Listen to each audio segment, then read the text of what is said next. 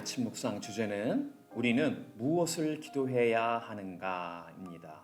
오늘의 성경 구절은 에베소서 3장 14절로부터 19절까지입니다.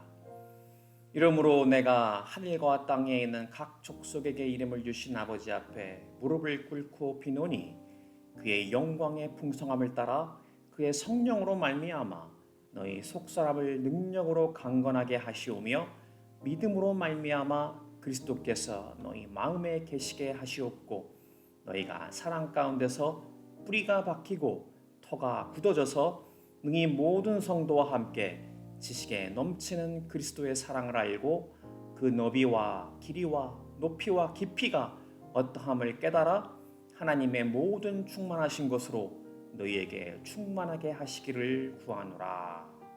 아멘. 젊었을 때 평신도 시절에 교회를 섬길 때 교회에 큰 분란을 경험한 적이 있었습니다. 새로운 담임 목사님이 오신 후에 교회가 새롭게 말씀을 사모하게 되었고 그로 인해서 예배가 살아나 회중의 숫자가 갑절 이상으로 늘어나는 것도 경험하였습니다. 그런데 몇 년이 지나 재정 문제로 교회에 분란이 일어난 것입니다. 나름 교회는 달라야 한다며 투명한 재정을 요구하는 성도들의 주장을 교회 리더십에서 받아들이지 아니한 것이 큰 이유였습니다. 분란이 점차 극심해져 서로 싸우는 모습은 세상의 어떤 집단과 크게 다르지 않다는 것을 보게 되었습니다. 투명 재정을 요구하는 측도 자신의 옳음을 주장하기 위해서 상대방을 공격하고 점차 싸나워지게 되었습니다. 그러자 이것을 방어하던 교회 리더십도 마찬가지로 사나워졌습니다. 양측이 서로 자신의 해법을 주장하면서 극심하게 대립하였던 것입니다. 문제를 해결하는 모습에서 예수 그리스도의 제자요 교회의 참된 지체의 모습이 사라지자 무심하던 일반 회중들은 시끄러운 곳을 피해 교회를 떠나기 시작했습니다.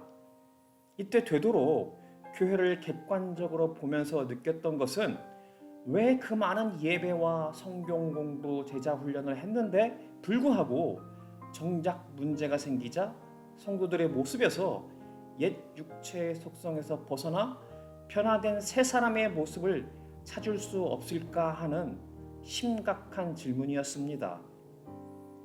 현실교회의 이러한 모습 속에서 오늘 우리는 사도 바울의 기도를 통해서 우리가 하나님께 무엇을 기도해야 하는지를 깨닫게 됩니다. 첫 번째는 16절입니다. 그의 영광의 풍성함을 따라 그의 성령으로 말미암아 너희 속사람을 능력으로 강건하게 하시오며 우리가 하나님의 영광의 풍성하심을 따라 하나님과 예수님이 보내주신 성령으로 말미암아 가장 먼저 구해야 하는 것은 바로 우리의 속사람이 하나님의 능력으로 강건해지는 것입니다. 예수를 믿게 되어 교회의 지체가 되었음에도 불구하고 여전히 우리가 구하는 것은 혹시 외적인 능력과 부유함, 명예나 권력 같은 것은 혹시 아닙니까? 우리의 기도 제목을 들추어 보면 그저 여전히 세상적으로 더 잘 먹고 잘 사는 것에 집중되어 있기 때문입니다.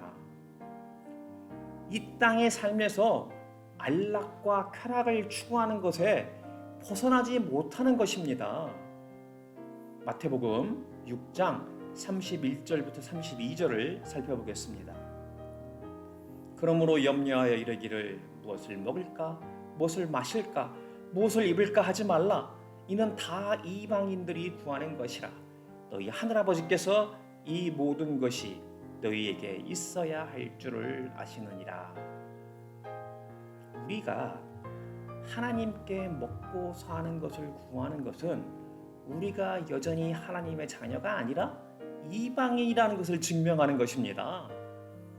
그러면 무엇을 구해야 합니까? 오늘 8절 본문에서는 속사람이 하나님의 능력으로 강건해지기를 구하라고 합니다. 우리의 내면이 성령의 열매를 맺어가며 예수님을 닮아가는 것을 구하라는 것입니다. 성령님의 교통하심으로 우리가 감화되어야 하는 것을 말합니다. 교통이란 성령님이 우리 가운데 계심으로 수시로 교제하는 것을 말합니다. 즉 우리가 성령님의 중보와 조명을 통하여 하나님의 말씀을 깨닫게 되어 우리의 속사람이 변화되는 것입니다. 그냥 말씀이 지식으로 머릿속에만 있어서는 남을 비판하고 정죄하는 영만 가득해질 것입니다. 그렇게 예배를 드리고 성경 공부와 제자 훈련을 통해 깨닫게 되는 하나님의 말씀을 날마다 묵상, 기도와 함께하는 경건의 연습으로 자신에게 먼저 적용해야 하는 이유입니다. 우리가 기도해야 하는 두 번째는 17절 상반부입니다. 믿음으로 말미암아 그리스도께서 너희 마음에 계시게 하시옵고. 성령님이 우리 가운데 역사하시는 것은 이미 언급한 대로 예수 그리스도를 믿게 하는 것입니다. 그렇게 하기 위해 성령님은 성경 말씀을 깨달을 수 있도록 우리를 조명하십니다. 단순히 세상의 지혜를 말하는 것이 아닙니다. 머리 좋은 것으로 예수를 믿는 것이 아니기 때문입니다. 세상에는 얼마나 예수를 모르면서 머리 좋고 똑똑한 사람들이 많습니까? 아마도 공중권세 잡은 사탕이 이 땅에 있는 동안은 그들은 스스로 넉넉하여 잘 산다고 하며 살 것입니다. 하지만 하나님이 택하고 부르신 예수 그리스도의 제자요 교회의 참된 지체는 날마다 말씀을 묵상하고 기도하는 경건의 연습을 통하여 오직 예수 그리스도를 믿는 믿음이 항상 주님께서 우리 마음에 계시다는 것을 신뢰하게 할 것입니다. 어떠한 환경 가운데서도 주님과 동행하는 삶을 사는 것입니다. 우리가 기도해야 하는 세 번째는 17절 하반부에서 19절에서 나타납니다. 너희가 사랑 가운데서 뿌리가 박히고 터가 굳어져서 능히 모든 성도와 함께 지식에 넘치는 그리스도의 사랑을 알고 그 너비와 길이와 높이와 깊이가 어떠함을 깨달아 하나님의 모든 충만하신 것으로 너희에게 충만하게 하시기를 구하노라. 성경 공부와 제자 훈련을 하는 이유는 분명히 예수 그리스도를 아는 지식이 필요하기 때문입니다. 모르고는 예수 그리스도의 제자요 교회의 참된 지체가 될 수 없기 때문입니다. 그런데 방금 읽은 본문에서 무엇라 말했습니까? 우리가 그리스도의 사랑 가운데 뿌리가 박히고 터가 굳어져야 한다고 합니다. 깊게 뿌리 내린 예수님의 사랑을 말하고 있습니다. 그런데 그 사랑은 세상이 말하는 연인 간의 사랑을 말하는 것이 아닙니다. 그 사랑은 모든 성도와 함께, 즉 교회의 공동체 안에서 함께 자라나 지식에 넘치는 사랑이라고 합니다. 다른 사람을 용서하고 죽기까지 사랑하신 예수 그리스도의 사랑을 말하는 것입니다. 이것을 교회라는 건축물의 형태로 나타낼 수 있는 공간의 의미로 비유하여 그 너비와 길이와 높이와 깊이가 어떠함을 깨달아 예수 그리스도의 사랑이 우리 가운데 하나님의 모든 충만하신 것으로 충만하게 하시기를 기도하는 것입니다. 우리의 속사람이 예수님의 사랑으로 꽉 찬 충만함으로 가득하기를 날마다 말씀으로 묵상하고 기도하라는 것입니다.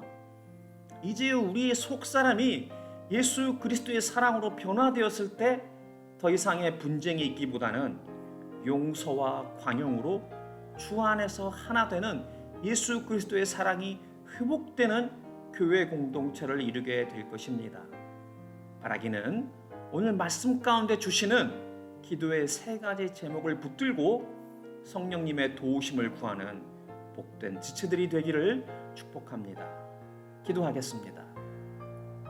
하나님 아버지, 저희가 예수를 믿노라 하면서도 그저 말씀을 지식의 영으로만 삼아 다른 사람을 정죄하고 자신의 의를 드러내는 삶을 살았음을 회개합니다. 간구하기는 이제 우리의 속사람이 변화되어 오직 믿음으로 주님께서 날마다 우리 마음에 계시기를 소원합니다. 그리고 주님이 주신 사랑이 우리 가운데 지식에 넘쳐서 모든 성도와 함께 교회 공동체 가운데 하나님의 충만하심으로 가득 차기를 소원합니다. 바라기는 주님을 더욱 닮아가며 속사람이 변화되어 이 땅에서부터 하나님의 나라를 이루며 주신 사명 감당하는 복된 지체들이 되기를 예수님의 이름으로 기도드립니다. 아멘. 오늘도 주신 말씀으로 묵상하며 기도함으로 하루를 시작하고 세상 가운데서 승리하는 삶 살 수 있기를 축복합니다.